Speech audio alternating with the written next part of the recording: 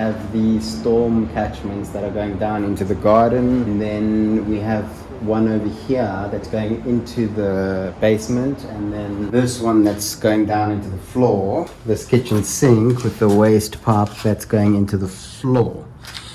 Thinking is that this is joined to that storm line, and then if the drain's blocked over there, the rainwater comes back and pushes back up into the sink and it's overflowing.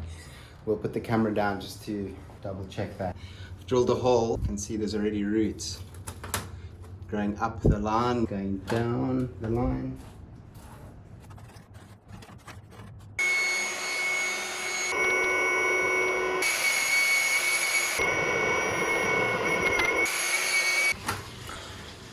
Some large roots.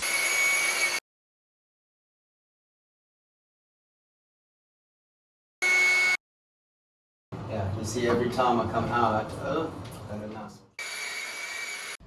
we have roots in here too.